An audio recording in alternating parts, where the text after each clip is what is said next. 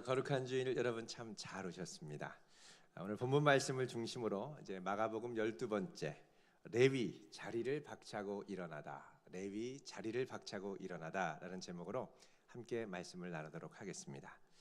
어느 유튜브 영상에서 한 촬영자가 흑인 소년에게 이름을 묻습니다. What's your name? 그러니까 이 소년이 자기 이름을 대답합니다. 까자까와 꽉꿍깔락과자 콱 가블라자. 너무 길고 특이한 이름의 촬영자가 오마이갓을 연발하면서 다시 묻습니다. 네 이름이 뭐냐? 그러자 또 다시 대답합니다. 까자와자 꽉꿍깔락과자 콱 자블라자. 너무 신기해서 이름을 몇 번이나 묻다가 물어봅니다. 너 그럼 생일 축하 노래는 어떻게 부르니? 그죠? 상상하면 상당히 좀 당황스럽죠. 그죠? Happy birthday dear 까자와자 꽉꿍깔락과자 콱 자블라자. 이렇게 된다는 거죠. 그럼 이게 우리한테 되게 생소한 이름이고 또 들으면 이제 웃음이 나옵니다만 사실 그 이름을 부르는 가족들에게는 그렇게 어색하지는 않을 겁니다. 좀 이따 형이 나와가지고 야, 네 동생 이름이 뭐냐? 그러더니 너무 태연하게 까자와자과 꿈깔라과자 콱 잡을라자 이렇게 얘기하더라고요. 제가 이거 혀에 이게 딱 붙게 하는데 얼마나 오래 걸렸는지 아십니까? 진짜 어려워요. 여러분, 그런데 우리나라에서 혹시 이름이 제일 긴 사람이 몇 자인지 아십니까? 우리나라에도 이게 지금 16자거든요. 제가 말한 게. 우리나라에도 16자 되는 사람이 있어요. 이름이. 성은 박씨고 이름이 하늘 별님 햇님보다 사랑스러우리 씨입니다. 그러니까 이름이 하늘 별님 햇님보다 사랑스러우리입니다. 16자죠. 그러니까 글자 수로 하면 앞에서 말한 그 까자와자 꽉꿍깔락과자 콱 잡을라자 이분하고 똑같은 거예요. 여러분, 근데 이게 우리한테 그래도 입에 딱 붙는 게 이게 이름이 이 뜻을 우리가 알기 때문입니다. 여러분, 지명은 어떨까요? 강원도 정선에 있는 한 지역이 우리나라에서 제일 긴 지명 이름을 갖고 있습니다. 그 이름이 안도리 지도리 다레미 한숨바오입니다. 안도리 지도리 다레미 한숨바오. 안도리라는 건 바위를 안고서야 가까스로 지나가는 길이다라는 뜻이고, 지도리라는 건 바위를 등지고 겨우 돌아가는 길, 그러니까 힘든 길이라는 거죠. 또 다레미는 매달려가야 갈 수 있을 만큼 위험한 길이다. 한숨바오는 길을 다 지나고 나면 한숨이 나온다. 그래서 붙인 겁니다. 그래서 이거를 누군가 계속 덧붙였겠죠. 너무너무 힘들어서. 그죠? 처음에는 아우 한숨바오야 그러다가 다레미 한숨바오야. 그죠? 그러다 지도리 한숨바오야. 안도리 지도리 다레미 한숨바오야. 이렇게 이제 늘어날 겁니다. 여러분, 참고로 이 지명이 이제 발견된 게 10년 전인데 10년 전에 우리나라에서 제일 긴 지명은 9글자인데 그게 어디 있었냐면 여기 유성 학하동에 있었습니다.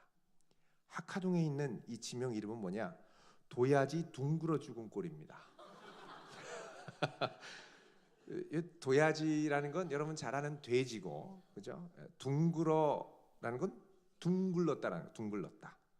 죽은 꼴이라는 건 죽은 골짜기. 그러니까 너무 험해서 돼지가 굴러 죽은 골짜기, 이제 이런 뜻입니다. 여러분, 이렇게 긴 이름은 얼마나 우리에게 익숙하게 입에 붙느냐에 따라 어렵게 느껴지기도 하고 쉽게 느껴지기도 합니다. 근데 요즘 갈수록 이 이름이 길어지는 추세입니다. 여러분, 스타벅스에 가면 어느 정도 이게 익숙한 분들은 메뉴가 한 20글자 돼도 전혀 어색하지 않습니다. 제가 한번 해볼까요? 캐러멜 프라푸치노 그란데 사이즈 테이크아웃으로 주세요. 다 이해가 가시죠? 그죠? 예. 이게 하면은 20자 정도 됩니다. 여러분, 이렇게 말씀을 제가 드리는 이유는 뭐냐? 여러분, 어제 바자회에 이어서 오늘 또 초대를 받아서 처음 교회에 오신 분들, 야, 이 성경 이야기를 한다는데 이게 성경을 읽으면 이게 무슨 말인지도 잘 모르겠고 참 낯설다. 그런데요, 이거 그 내용을 2000년 전에 나오는 내용이지만 조금 이렇게 한꺼풀을 베끼고 깊숙이 들어가면 이게 바로 우리 내면을 깊이 꿰뚫는 하나님의 말씀임을 여러분 경험할 수 있도록 하기 위해서입니다. 자, 오늘 본문에 나오는 이 내용은 예수님께서 이 이스라엘 북쪽에 있는 갈릴리 호수 부근에 있는 북쪽에 있는 거죠. 가버나움이라고 하는 한 도시 부근을 지나가면서 한 사람을 발견하게 되는 이야기로 시작을 합니다. 바로 알페오의 아들이라고 하는 레위입니다. 자, 오늘 말씀 14절 같이 읽어보겠습니다. 시작.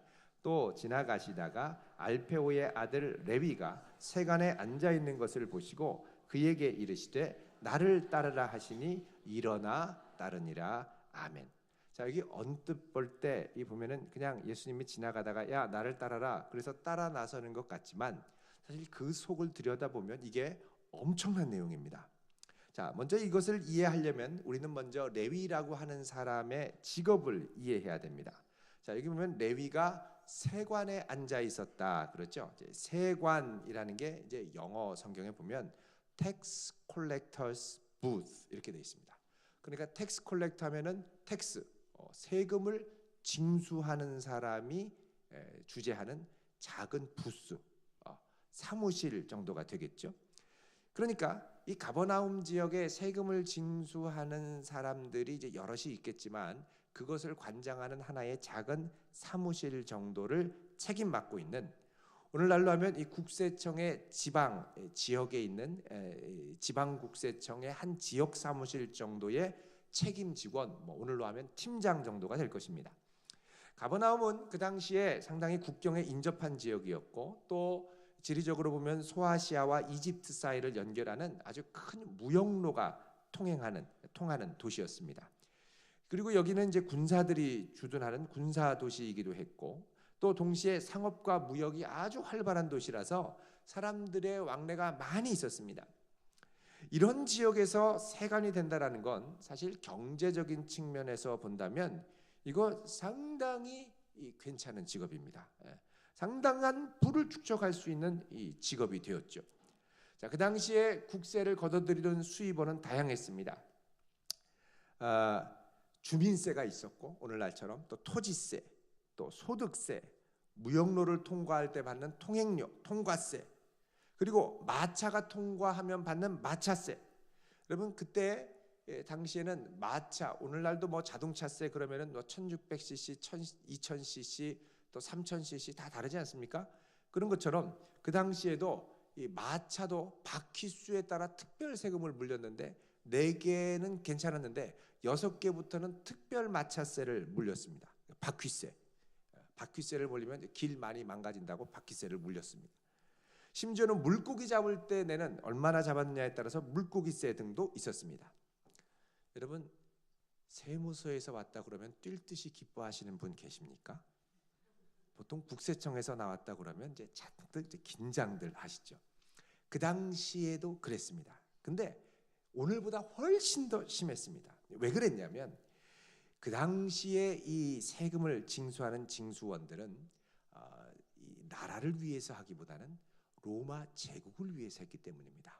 로마 제국이 그 나라를 이스라엘을 당시에 통치하고 있었고 세관은 로마에서 고용한 사람들이었습니다. 그러니까 로마 정부가 이 지역에서 거둘 세금은 얼마다라고 대략적으로 인구와 토지와 또 통행하는 사람들을 대략 어림잡아서 총량을 정해주면 그 총량을 제외한 이제 나머지 부가적으로 거둘 수 있는 것은 재량껏 이 세금 징수원들이 더 걷어서 개인적인 사유재산으로 할 수가 있었습니다.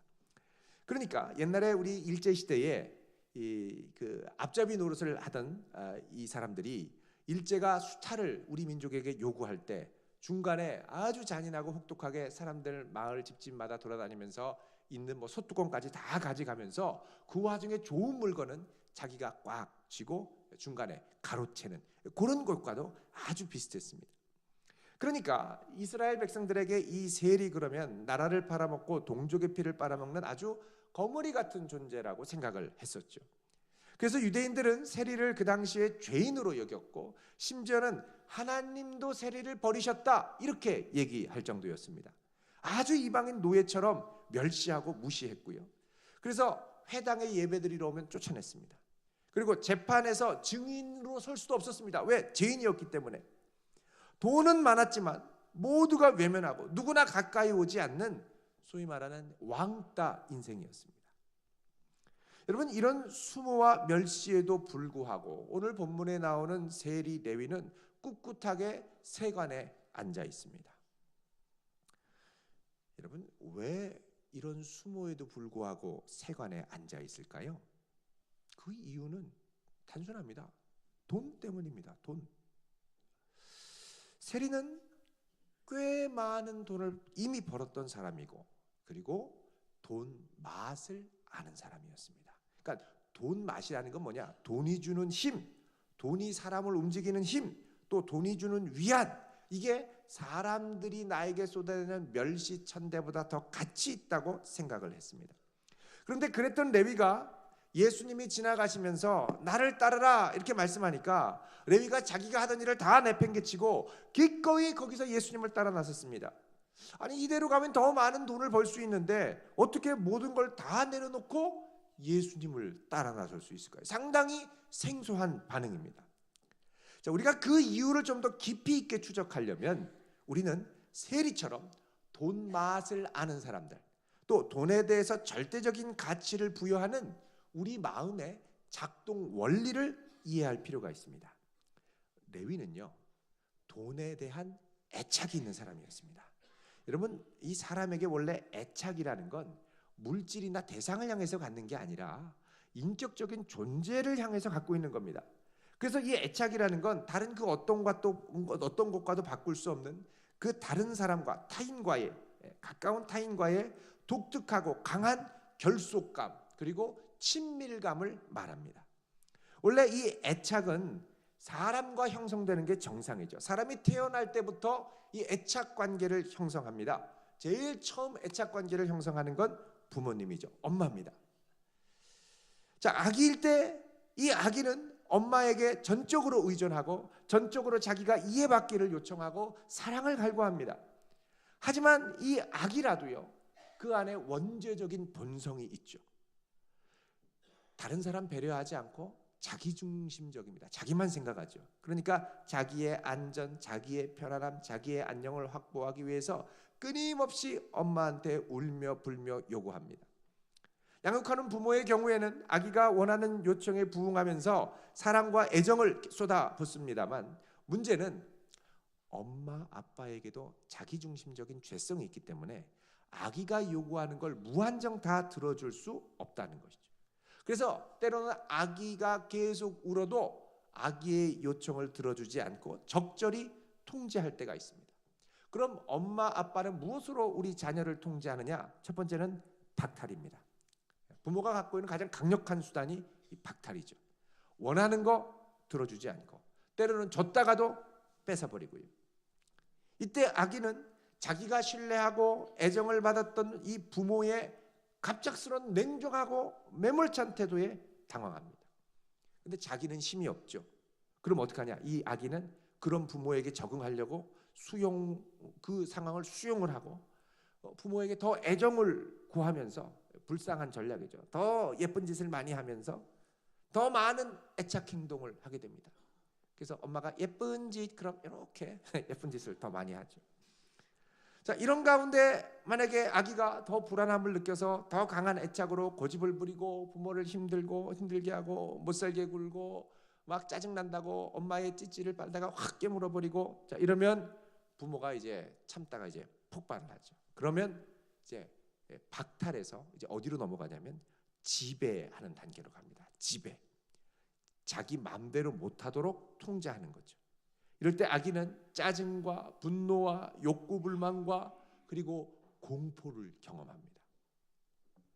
근데 이걸로도 잘 안 된다. 그럼 여기서 더 나가서 부모님이 뭐 하냐면 이제는 아기를 경시합니다. 멸시하는 거죠. 가치 없는 존재로 다루기 시작합니다. 자, 이렇게 부모가 대응을 하면 이 아기는 세 가지로 반응합니다. 맨 처음에 아직 자기 존재감에 대한 자신감이 있고, 그래도 자기가 아직은 그래도 사랑받는다고 확신할 때 뭐 하냐면 투쟁합니다. 싸워요. 울고 자지러지게 울고 자기 의견을 관철시키려고 막 부모에게 도발합니다. 근데 그 와중에 이걸 괘씸하게 보고 끝까지 아이의 길을 꺾어놓는 부모님들이 계십니다. 그럼 그 다음부터 아이가 꺾여서요, 도피합니다. 시선을 피하고요, 회피하고요, 체념하기 시작하죠. 여기서 더 가면 어떻게 되냐면 아기가 스스로를 억누릅니다. 이게 억압이죠. 자기 분노가 있는데 이거를 당장 그 앞에서 폭발시키지 못하고 자기 스스로 억누르죠. 그러다가 어느 순간이 되면 과도하게 폭발하기 시작합니다. 그 어린 아이들, 뭐 유치원이나 어린이집이나 이 아이들 보면 잘 지내는 것 같다가 어느 순간 갑자기 폭발하면서 자기 친구를 막 거의 죽일 듯이 덤벼드는, 거의 이성을 잃고 분노하고 얼굴이 빨개지도록 분노하는 아기들이 있습니다. 뭐냐? 집에서 억눌린 자녀들이죠. 지나치게 통제되고 지배하고 경시하다가 억눌린 자녀들입니다. 자, 여러분, 이런 상황 가운데서 이 아이는 이 어린 시기와 또 더 커서 이 청소년 시기를 지나면서 자기에 대한 자존감, 자존중감을 형성하면서 자아상을 확립하고, 그러면서 자기의 기본적인 정서가 정착이 되고, 그 다음에 자기의 애착 욕구를 표현하는 의사소통 방식을 정착을 시킵니다. 뭐 활발하게 얘기하든 먼저 말을 걸든 아니면 미소를 띠든 시무룩해 있든 가만히 있든 아예 눈길도 마주치지 않든 하여간 다양한 방식의 이 애착 욕구의 커뮤니케이션 방식을 정착시키는 거죠. 자, 어릴 때 이런 욕구가 잘 수용되고 적절하게 통제되면 분명히 이 아이는 건강한 아이로 자라날 겁니다. 근데 자라면서요, 너무 많은 통제, 지나친 지배와 간섭 가운데 자라면 이 아이 안에 억울함과 분노가 자리 잡습니다. 여러분, 우리나라 사회를 흔히 분노공화국이라고 하지 않습니까? 그 주변에 보면요, 툭 치면 화라산처럼 폭발하는 분들이 너무나 많습니다. 다른 말로 하면 쉽게 분노한다는 건 뭐냐? 그동안 우리를 억압하고 분노하고 통제하려던 사람들이 우리 주변에 너무 많았다는 겁니다. 그리고 이것에 억눌려서 분노하는 이들이 많았다는 거죠. 주변에 보면 억울한 분들이 너무 많습니다. 근데 또 이걸 또 뒤집어 얘기하면 그만큼 우리 주변에 엄하게 자녀를 다루는 부모들도 많다는 거예요. 자, 이런 사회 분위기 안에 있다 보니까 우리에게 있는 공통적인 분노, 억울함, 울화가 이제 공동적인 정신 양식처럼 우리 안에 이 정서로 배어 있게 되죠. 이런 걸 화라고 그럽니다. 화병 난다고 그러죠. 화병. 근데 요즘은 우리 부모님들 중에 좋은 부모가 돼야 된다라는 이제 이런 압박이 있습니다. 좋은 부모. 사회적으로 많이 있죠. 또 가정과 함께 뭐 이 가정이 중요하다. 그래서 좋은 부모가 되려고 노력들을 많이 하십니다. 근데 좋은 부모가 되려고 해도 이게 몸에 별로 배어 있지 않기 때문에 원래 좀 못된 부모거든요. 그러니까 잘해주다가도 갑자기 얘가 내 맘대로 내 통제대로 안 간다 그러면 갑자기 확 돌변해서 분노하고 엄격해지죠. 그러니까 자녀의 입장에서는 부모님이 좋을 때는 참 좋은데 이게 언제 어떻게 터질지를 모르는 거예요. 막 분노하고 지배하고 통제하고 막 심지어는 멸시하고 어떻게 너 같은 게 나와가지고 막 이러면서 막 하니까 오락가락하죠. 그러면 그 안에 뭐가 자리 잡냐면 불안이 자리 잡습니다. 그러니까 그냥 불안이 아니라 상시적인 불안. 늘 불안해요. 사회적으로 적응하는데 어려움이 있고요. 그리고 주변의 눈치를 많이 봅니다. 그리고 심한 열등감에 사로잡히죠. 근데 여기서 더 나가서 어릴 때 아예 냉대와 무관심 가운데 방치되면요, 멸시를 받고 자라면요, 여러분 전에 보면 PC방에서 엄마가 혼자 게임하다가 아기를 여러 날 그냥 방치해서 굶겨 죽인 그런 사건이 일어난 적이 있었죠. 자, 이런 식으로 막 냉대와 멸시를 받으면 그 안에 그 사람은 어떠냐? 두려움과 무기력증과 더 나아가서는 허무감이 자리를 잡습니다. 그런데요, 여러분 잘 생각해 보십시오. 이런 상황에서 돈 맛을 보면 어떻겠습니까? 돈 맛을 이럴 때 보는 거예요. 그러면 돈은 내가 원하는 것 다 들어주죠. 내가 하고 싶은 것 다 하도록 해주죠. 겉으로는 욕하고 멸시해도 정말 자기가 궁하고 힘들 때는 찾아와서 무릎을 꿇죠. 사람들도 움직여주죠.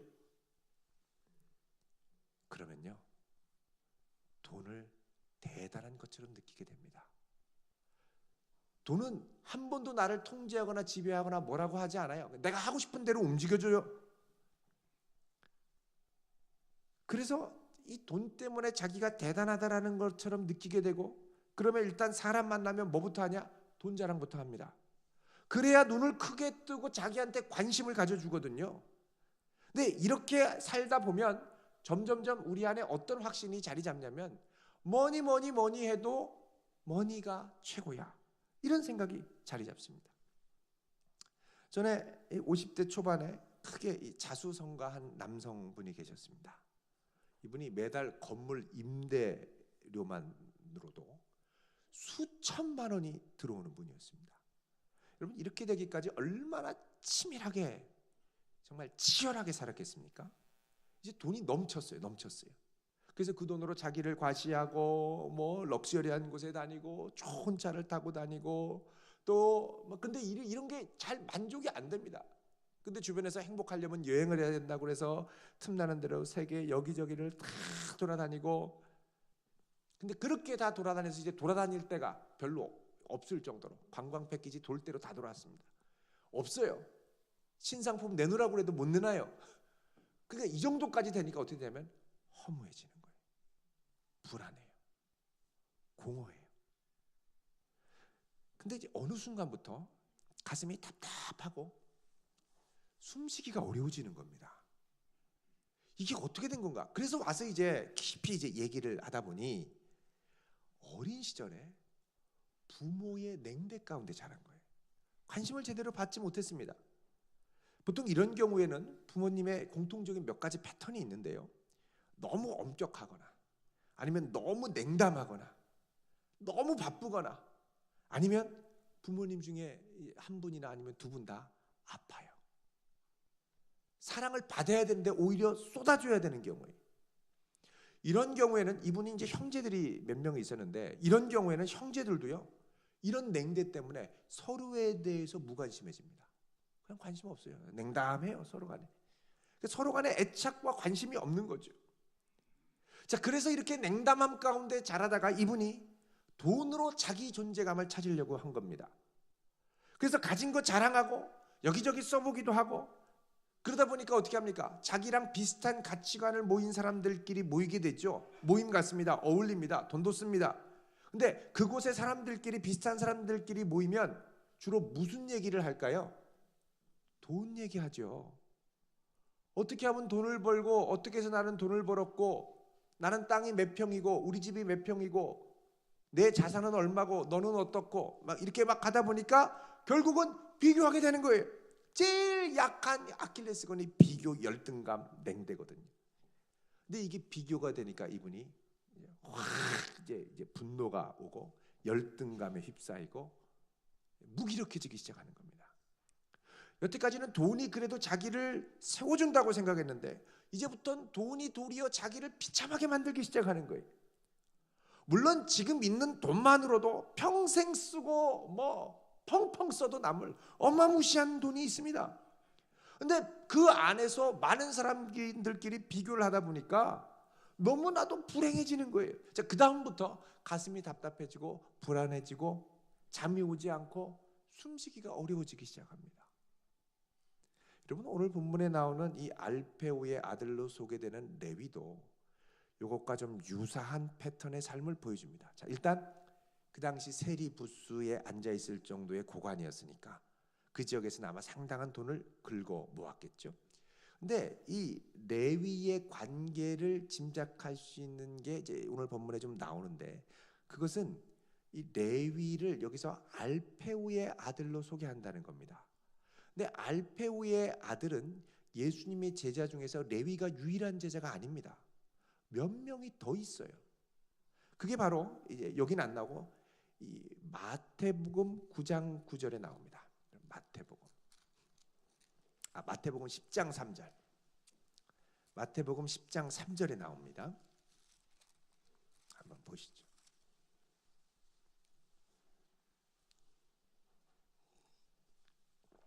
마태복음 10장 3절 같이 읽겠습니다. 시작. 빌립과 바돌로메, 도마와 세리, 마태, 알페오의 아들 야고보와 다데오.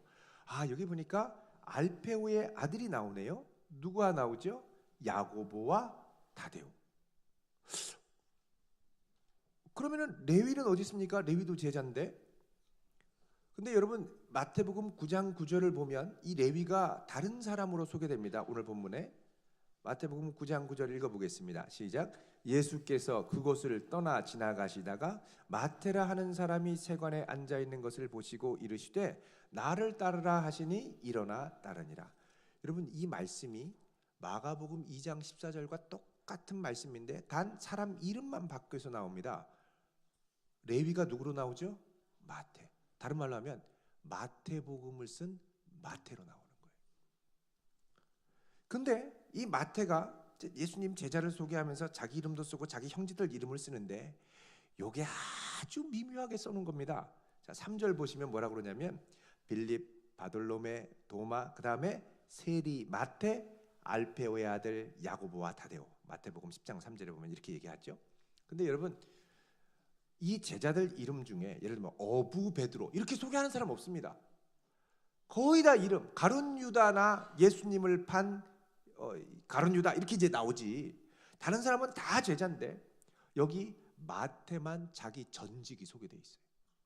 뭐라고 그러냐면 세리 마태. 여러분 세리 마태는 부끄러운 이름입니다. 부끄러운 직업입니다. 또 다른 한편으로는 돈 많았다는 자랑이 될 수도 있겠죠. 근데 이 세리 마태를 앞에 놓고 그 다음에 누가 나오냐면 알페오의 아들 야고보와 다데오가 나옵니다. 형인지 동생인지 모릅니다. 그런데 분명한 건 알페오의 아들은 야고보와 다데오 말고 마태도 있었다는 거죠. 여러분 마태가 자기 형제들을 예수님의 제자로 소개할 때 자기가 세리였다면 좀 부끄럽지 않겠습니까? 그럼 보통 소개할 때는 저 밑에 가능한 가룟 유다 가까이 바로 앞에 뭐 이 정도로 소개를 해야죠. 그런데 형제들 이름 띡 앞에 세리 마태, 그 다음에 알페오의 아들 야고보와 다데오.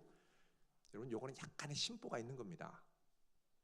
여러분 이 마태를 아는 사람들은 이거 보면 야고보와 다데오 앞에 마태가 있네. 근데 마태가 세리네. 그러면 이 형제들은 어떻게 되냐면 알페오의 아들보다 더 중요한 거 세리의 형제가 되는 겁니다. 그러면 아주 이게 애매해지는 거거든요. 근데 마태가 이렇게 툭 던졌어요. 모르긴 해도 마태는 형제들에 대해 그렇게 애착이 없었던 것 같습니다. 거기다가 지금 이 예수님의 제자 중에 보면 마태, 야고보, 다데오 삼형제가 지금 다 예수님 제자가 됐거든요. 삼형제가 다 됐다라는 건 여러분 이게 아버지와의 애착이 그렇게 많지 않다는 겁니다. 전에는 가족끼리 예수님 따라 나온 사람 중에 베드로와 안드레 형제가 있죠. 요한과 야고보가 있습니다. 다 어부. 물고기 잡다가 예수님 부르심 받아서 갔어요. 다 가족 패밀리 비즈니스를 했는데 여기는 삼형제가 패밀리 비즈니스가 아니라 딱 하나. 마태는 세리가 돼서 아예 내놓은 자식 됐고요. 두 형제는 뭐 했는지 잘 나오지도 않아요. 근데 분명한 건 서로 다른 위치에서 다 아버지 버리고 예수님의 제자가. 물론 예수님이 부르셨으니까 제자가 됐겠죠. 그러나 또 다른 한편으로는 그만큼 애착이 별로 없다는 얘기입니다. 여러분 이런 모습의 마태. 근데 이 마태복음을 쓴 걸 보면요. 마태복음이 구약 성경을 참 많이 인용하거든요. 그리고 하나님의 구속사를 아주 치밀하게 저술을 합니다. 다른 말로 하면 이 마태가 이렇게 자수성가하기까지 거의 이렇게 세금 공무원이잖아요. 아주 치밀한 그게 이 마태복음 안에 그대로 녹아 있다는 거죠. 근데 그렇게 치밀하게 쓴 마태인데 여기에 자기 이름을 세리 마태로 소개한다는 겁니다. 없애도 되는데. 자, 이런 모습의 마태가 예수님을 오늘 본문에 보면 만났습니다. 그런데 이 마태가 형제들과는 그렇게 이제 애착이 없고 좀 냉담했다고 그랬죠. 근데 오늘 우리가 읽은 마가복음에 보면 이 세리 마태, 이 세리 레위, 그러니까는 보통 이제 마태 하면은 이제 그 당시 헬라식 이름이고, 그리고 레위 하면은 레위인 우리가 아는 것처럼 히브리식 이름입니다. 그러니까는 이 세리 마태 뭐 아니면 마태 레위 이 레위가 형제들과는 좀 냉담하지만 세리였기 때문에 자기들과 마음이 통하는 친구들이 또 따로 있었습니다. 자, 오늘 본문 마가복음 2장을 보시면요, 15절 같이 읽어보겠습니다. 시작. 그의 집에 앉아 잡수실 때에 많은 세리와 죄인들이 예수와 그의 제자들과 함께 앉았으니 이는 그러한 사람들이 많이 있어서 예수를 따르미러라. 아멘. 자, 세리 주변에 이 레위 주변에 이 레위와 비슷한 많은 처지의 세리들, 여기 보면 많은 세리들이라고 그러죠. 거기다가 죄인들, 히브리 말로 암하하레츠라고 그래서 그 당시에 거룩과 상관없이 돈만 벌면 괜찮다고 생각하며 직업을 갖던 사람들, 예를 들면 창기 같은, 같이 앉아 있어요. 이런 사람들이 많이 있었다는 건 뭐냐? 지금 레위의 집에는 늘 이런 사람들과 교류했다는 거예요. 다른 말로 하면 레위도 돈 꽤나 벌었다는 사람들하고 같이 교류하고 너 얼마 벌었어? 나 이번에 얼마 벌었어? 이러며 살던 사람이었다는 겁니다. 그런데 레위는 이제 오늘 본문에 나온 상태를 보면 이게 이 돈으로 인한 만족감을 어느 정도 느끼다가 이게 그 돈이 주는 만족감과 동시에 허무감과 공허감과 무력감을 동시에 느꼈던 것 같습니다. 이게 여기 목까지 찼다가 조금 지나면 폭발하거나 자살하거나 거기까지 갔던 것 같아요. 그걸 알 수 있는 게 뭐냐면 오늘 본문에 보면 예수님이 14절에 지나가시다가 라는 표현입니다. 여러분, 이 지나가시다가라는 건 그냥 지나간 게 아닙니다. 우리 먼저 앞에서 이 파레인이라고 하는 동사 1장 16절에도 봤죠. 갈릴리 해변으로 예수님이 지나가시다가 이렇게 되어 있습니다. 이게 그냥 지나가는 게 아니라 마치 하나님께서 모세가 시내산에서 하나님의 임재를 구했을 때 그를 가리시고 그 앞을 지나가셨던 것처럼 하나님의 임재를 드러내는 특별한 표현이라고 그랬습니다. 풍랑 가운데도 예수님이 제자들을 지나가시려고 하죠. 특별한 임재의 표현이 지나가시다는 겁니다. 이 파레인이라고 하는 동사, 이 지나가시다가라는 건 예수님의 특별한 임재가 있는 지나감을 말합니다. 자, 예수님께서 이렇게 특별한 임재 가운데 레위를 지나가시는데 문제는 레위의 반응입니다. 레위의 반응을 보면 어떻게 했습니까? 14절에 그냥 세관 사무실에 앉아 있습니다. 세관은요 보통 사무실이라고 해서 오늘처럼 유리로 덮여 있는 게 아니고 사람 지나가려면서 세금 받아야 되니까 사방에 탁 트여 있었습니다. 그러니까 예수님이 지나가는 걸 이렇게 보는데 앉아 있는 거예요.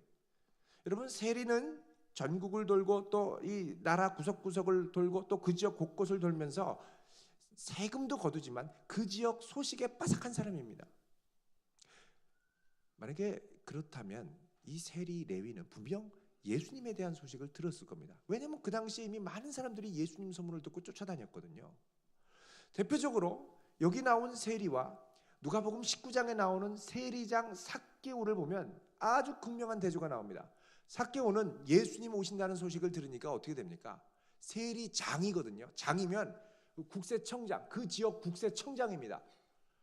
그런데 예수님 온다는 소식을 듣고 후다닥 딱 뛰어가가지고 뽕나무 위까지 올라가서 예수님 보고 자기 집으로 적극 초대하죠. 그만큼 적극적인 의지가 있는 사람입니다. 그런데 여기 있는 세리는 어떻습니까? 멍하니 앉아있는 거예요. 무기력한 거예요. 허탈감, 허무감. 돈이 있긴 있어야 되겠는데 이게 주는 허무감 때문에 괴로워하고 있던 상태라는 겁니다.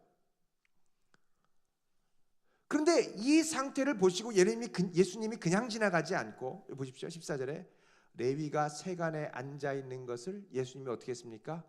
보셨습니다. 그 마음을 보신 거예요. 그 상태를 보신 거예요. 그리고 뭐라 그러냐? 나를 따르라.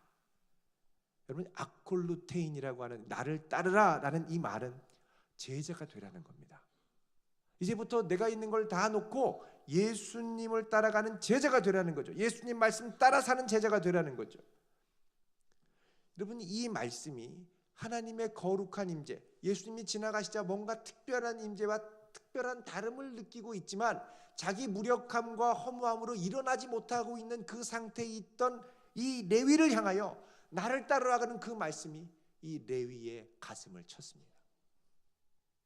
물론 그 중간에 어떤 대화가 있었을지 모르겠습니다. 워낙 오늘 본문이 함축적으로 얘기하고 있기 때문에. 그러나 이 말씀을 듣고, 결정적인 이 말씀을 듣고 레위는 결단을 하는데 14절에 보면 일어나 따랐다고 그러죠. 그 자리, 세관의 자리, 부가 보장된 그 자리를 박차고 예수님께 나갔다는 겁니다. 여러분, 이렇게 예수님께 나갈 수 있었던 건 그 예수님이 주시는, 예수님의 임재와 예수님의 말씀이 주시는 이 세상에서 느껴보지 못했던 참된 의미와 만족과 안식과 평안을 경험했기 때문입니다. 그래서 나간 거예요. 자, 이렇게 예수님이 레위를 받아주자 레위 안에 또 다른 놀라운 변화가 일어납니다. 그건 뭐냐면 바로 15절이죠. 그동안 같이 돈깨나 있다고 자랑하고 비교하고 시기 질투 느끼고 열등감을 만들게 하고 막 이랬던 내 주변의 다른 세리들, 그리고 다른 죄인들을 다 자기 집에 품고 초대하기 시작하는 거예요. 그러면서부터 사람을 품기 시작하는 겁니다. 이렇게 사람을 품으면서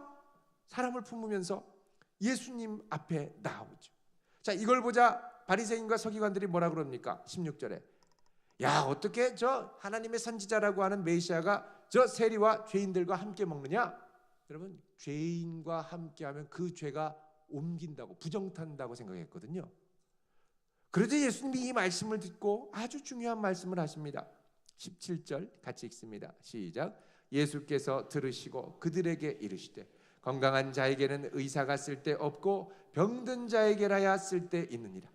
나는 의인을 부르러 온 것이 아니요 죄인을 부르러 왔노라 하시니라. 아멘. 자, 예수님이 뭐라 그럽니까? 나는 건강한 자, 의사 쓸데없는 사람이 아니라 병든 자에게 왔다는 겁니다. 이게 병든 건 몸만 병든 게 아니죠. 마음이 병든 겁니다. 세상에 정말 좋다라는 걸 쫓아갔지만 더 이상 만족함을 누릴 수 없어서 허무함 가운데 절망하는 그 인생의 병든 마음을 위하여 오셨다는 거죠. 의인을 부르러 온 게 아니라 죄인을 부르러 오셨다는 겁니다. 여러분, 이 주님 앞에 나아갈 수 있기를 바랍니다. 이것저것 많이 우리가 열심히 하지만요, 결국 참된 만족은 주님 앞에 나아가면서부터 시작이 됩니다. 그래서 우리 주님이 우리를 초대하셨죠. 수고하고 무거운 짐진 자들아, 다 내게로 오라. 그러면 어떻게 돼요? 내가 너희를 쉬게 한다. 주님이 주시는 쉼과 주님이 주시는 만족이 참된 만족인 줄 믿으시기 바랍니다. 우리가 이걸 붙들고 이런 주님을 만나고 이 주님이 주시는 기쁨을 누리며 살 수 있는 그런 복된 성도 되시기를 주의 이름으로 축원드립니다. 기도하겠습니다. 오늘